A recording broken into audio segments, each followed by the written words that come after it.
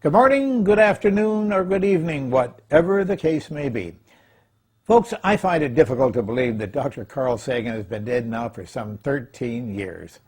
I'm reminded of him just about every time I open a book, access an internet site, or discuss scientific matters with colleagues.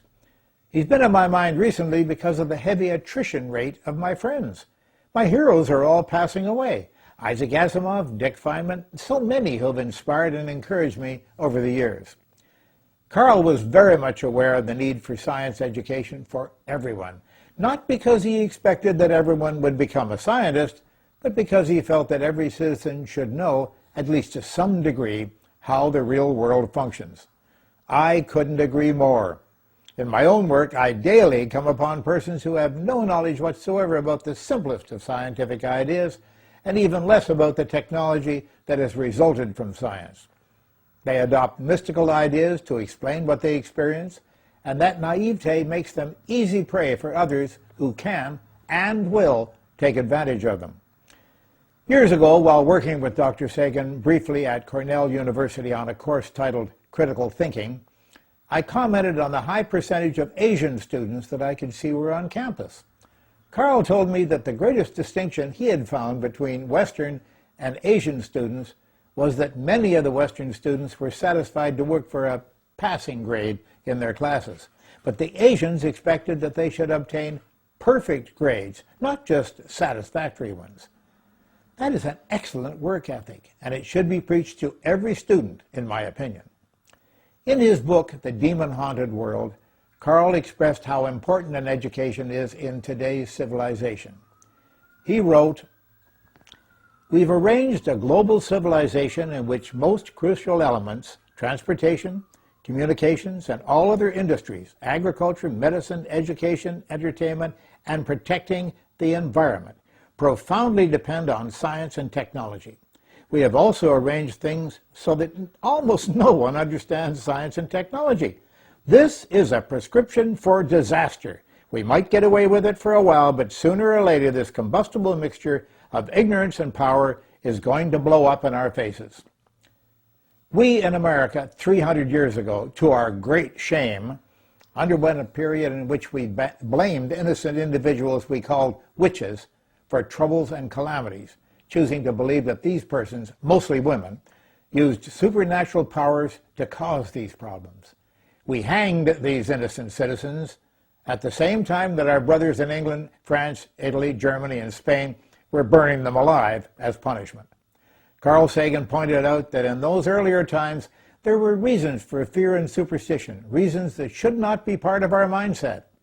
Again, in The Demon-Haunted World in 1995, he wrote, "I worry that, especially as the millennium nears, pseudoscience and superstition will seem, year by year, more tempting, the siren song of unreason more sonorous and attractive. Where have we heard it before? Whenever our ethnic or national prejudices are aroused, in times of scarcity, during challenges to national self-esteem or nerve, when we agonize about our diminished cosmic place and purpose, or when fanaticism is bubbling up around us, then habits of thought familiar from ages past reach for the controls. The candle flame gutters, its little pool of light trembles, darkness gathers.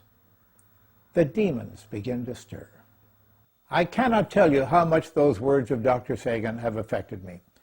In a manner far more eloquent than I could ever have managed, he expressed my thoughts, and I hope that you, being able to experience his writings, will also feel that he spoke for you. I sincerely hope so. The message of this great man cannot grow old. We must recognize that despite our becoming more mature, more rapidly, in so many ways, we must be always vigilant. It's been said before, to forget history is to be forced to relive its errors. These demons of which Carl spoke are still out there, somewhere, waiting for their opportunity. We cannot allow them to come back to life. Our greatest enemy by far is ignorance. We have the weapons to defeat it, and we are increasingly able to do so. Teachers of the quality of Carl Sagan exist in every culture and every city and village, in every school and home all over this planet that we call home. To nourish those teachers, to encourage them, to assist and support them should be one of our greatest, our most important goals. When all people are armed with knowledge and can organize to oppose and banish hunger, poverty, disease, distress, and discouragement, those elements cannot flourish, and those are the demons of which Carl Sagan wrote and spoke. I'll leave you with this short tale. Some years ago, I was seated in my office, reading on my computer screen with great amusement a joke about astronomy that had appeared on the internet. I laughed and suddenly froze, looking at my left hand, which had begun to reach for the telephone. Folks, I had been about to call Carl and tell him about this amusing story. Well, I have absolutely no belief in an afterlife. Like Carl Sagan, I am a realist. But if it were possible to survive this life, and if Carl had been able to do that, I'm sure that he would now be out there in the cosmos he so loved and respected, chasing an interesting comet or testing the temperature of a galaxy. Because his work survives him and we can enjoy it, learn from it, and most importantly, add to it, I can feel Carl Sagan was many things, but his greatest accomplishment, in my opinion, was that he could teach. He did it painlessly, convincingly, provocatively. He not only knew his subjects, but he loved them in the classic way that all great teachers have followed. He had a firm, modulated voice and a superb manner of expressing his thoughts, a manner that was both poetic and colorful. He could be understood by anyone who would read his words. I'm James Randi. Thank you, and thank you too, Carl. We thank you for watching this latest episode of James Randi Speaks. For more of James Randi and the Educational Foundation, make sure you visit randi.org.